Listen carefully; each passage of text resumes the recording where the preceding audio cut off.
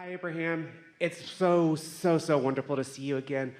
Before I go about asking my questions, I had a dream last night that I was here at the workshop, and there was about 10 people, myself included, in the room. I kid you not. Our friends that went before I did, they were in my dream. I never saw them before or anything like that, but I just thought, wow, I can't believe that the people who had the chance to talk to you were in my dreams. Are you saying to us that the cooperative components had already been gathered, and that in your dream state and absence of resistance, you were able to translate that vibration into something that was meaningful to you, and then you lived a real life experience that confirmed that you were doing that? Oh yeah. Oh yeah. That sounds like a good book. It's cool that you say that, because I am definitely a writer. Here's where I'm at in life right now. So I have these dreams, very big dreams, and I'm all about success. Before you go further, we want to diffuse something just a little bit. When someone calls something a very big dream, they stick a little dissatisfaction in it because it's so big. When you say big, you introduce some resistance because of your ability to consider odds. Big, therefore it's harder. It's big, therefore it's less likely. Now, maybe you didn't mean it that way, but there's a part of your vibration that does. When your dreams, no matter how big they seem to others, to you just seem like the next logical step, then you've closed that gap and things are just unfolding nicely. Could you feel that distinction? Oh yeah. Yeah. And Definitely. So basically, I'm very interested in getting into modeling, because I've spent a good part of my the last few years working out and just want to show off my body in a really nice way. I also want to write books akin to the success of J.K. Rowling's Harry Potter. I'm a very ambitious person. So basically my question to you... Well, here's our question to you. Okay. We understand the gathering of those intentions. Our question to you is, do you feel like you're moving toward being vibrationally up to speed with them? Because that's all that's required. Yes. Then our next question to you is, are you a complainer? Most of the time, no. I do catch myself though when I complain. But what we mean is, we're asking everybody this. You're not a complainer on things that are going well, but big things. Do you ever catch yourself complaining about your current relationship with the places that you want to be? Because that's the only thing you got to keep an eye on. Jerry used to offer the analogy to Esther and others years ago, that when he would sit in front of a fireplace and there was a particular spunky log that was sparking, that every now and again a spark would come out into the room, maybe get on the carpet or on his sweater, and he noticed that if he just brushed it right off, no problem at all. But if he didn't notice it, if he was unaware, then it could burn a hole relatively quickly. And complaining burns holes for a couple of reasons. First, in the moment of a complaint, you're not satisfied, and when you're not satisfied, you're not aligned, and when you're not aligned, you don't have clarity. Second, when you're complaining, law of attraction is responding to your vibration of complaint, which means you're not letting yourself be a cooperative component. So it's like this. You're going to understand this, and this is an important distinction. These things that you want to attract to yourself, that you've described, that are lovely and underway, your inner being has got it. In other words, there's no dream too big for your inner being and the leverage of the universe to accomplish. So your inner being's all over that, and the cooperative components are being gathered. But when you complain, even for a moment, you're not a cooperative component. And what happens is, one complaint starts momentum for another and another, because law of attraction doesn't let anything go. Law of attraction doesn't say, well, his inner being's got it, so even though he's complaining, don't respond to him. Law of attraction responds to both aspects of you all the time. So it's not that you need to allow your dreams to grow. They're growing, they're gestating, it's becoming, it's real, it's sure. The question is, are you in the vicinity of it or not? And the answer to that question is, depends on how you feel. So the preparation that you've been inspired to is a wonderful thing. but we want it to have felt good all along the way.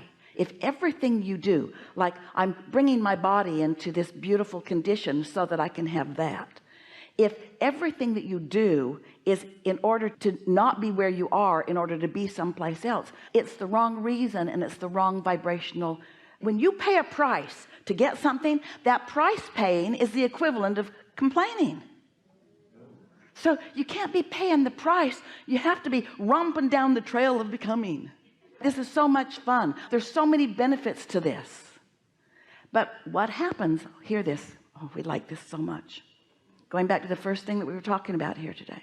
In your desire to be understood by others, when you become a masterful creator and fabulous things start happening to you, others don't like you as much, because your success points out to them the crevasse between what they're asking for and where they are.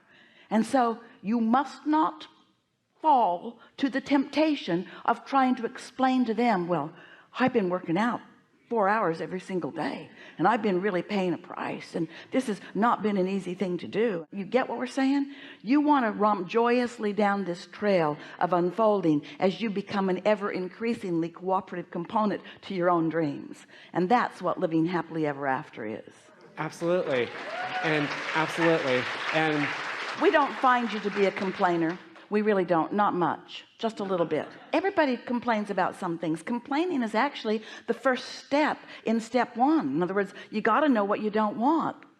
This is awful. I don't want that. That's complaining. Just don't stay there. Launch the rocket and then pivot toward the rocket. But what happens when you have dreams that you've been languishing in for a while because you haven't known what was keeping them from happening? Then as time goes by and you're still trying to keep those dreams alive, more and more there's complaining going on, and you got to cut it out. Just ask yourself, am I satisfied or unsatisfied?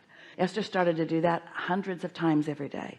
She'll be driving, she'll have a thought, and she'll say, is that satisfying? And if it is, she'll just let it roll on. But if it isn't, she brushes it off.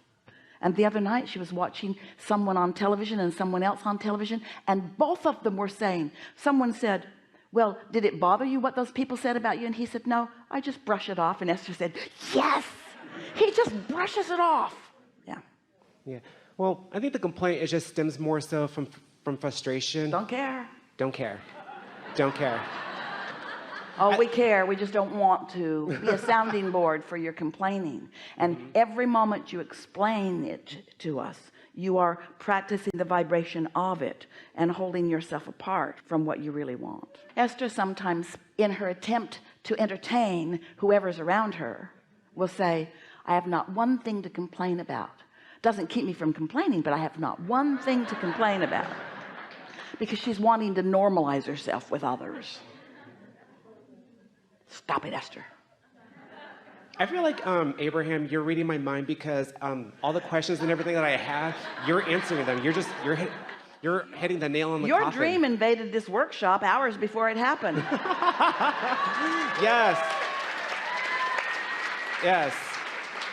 There's a big bright vortex that we all have access to, and the more you look there, the better you feel. Which means, to a lot of people, that say, oh, there's this workshop that you can go to, and they'll teach you not to face reality. Yeah. They'll teach you to look into this non-physical place and let that be the basis of how you feel. And we say, that's exactly what we do. We don't want you to face reality, meaning the manifested thoughts already turned to things. We want you to create reality. Exactly. I was just going to say that too. It's like you always say, don't face reality, create it. Well, we really appreciate the advanced announcement, because you're feeding really good material to us. Absolutely.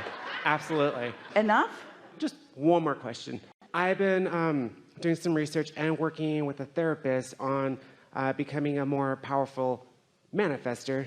And I was advised that if I want to receive the gifts of the universe, that I would need to work with my lower chakras more so than my higher chakras. And I was just wondering if that's basically garbage.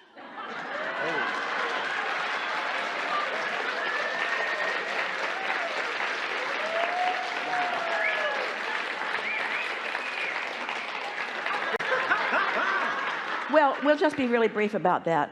That's the opposite of everything we were just talking about. You've already launched these rockets of desire, and your work is to raise vibration. And there's a human tendency that believes you got to get to the bottom of what's holding you back, but you can't get to the bottom of what's holding you back without activating a vibration that separates you from any clarity that will help you to move on. So that's counterproductive to the laws of the universe as they are. And it's spoken by someone, and lots of therapists believe this, that you've got to dig into the reality that you've already created in order to understand how you've created it. And we all know, because we understand law of attraction, that the more you dig into a reality that you don't like, the more you hold fast to the reality that you don't like. So now, in fairness, an awareness of your vibrational frequencies matters. An awareness that you are allowing your vibrations to rise matters. But you got to look up. Jerry learned that about Esther years ago as they were driving. They'd be driving down the highway, big monster bus, 45 feet long, Prevost bus on airbags, aerodynamic, most wonderful machine ever invented, car towed behind it. Esther's driving. Jerry is scared. He got used to it. And he'd say, oh, look at that barn. And Esther would start driving toward it. And he noticed that whatever he pointed out, she just started veering that direction. And then he discovered he only ever pointed out things to her that were dead ahead, right straight down the road. If the rainbow was there, look at the rainbow. If it was over there, he pretended like he didn't see it. Because you go where you're pointed. You just do. Well, I am always pointed at the highest level of vibration possible. That's where I feel the best at. Yeah, it is where you feel the best. And you're not always pointed there, and that's okay. Because you have some step one moments, but you mostly do. You're doing really, really, really, really well. And we've enjoyed this interaction a lot. We've enjoyed this interaction as well. Thank you so much, Yeah, Abraham. yeah, Always. yeah.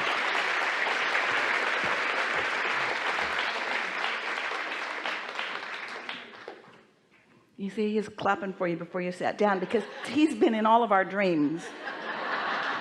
He knows how good this is going to be.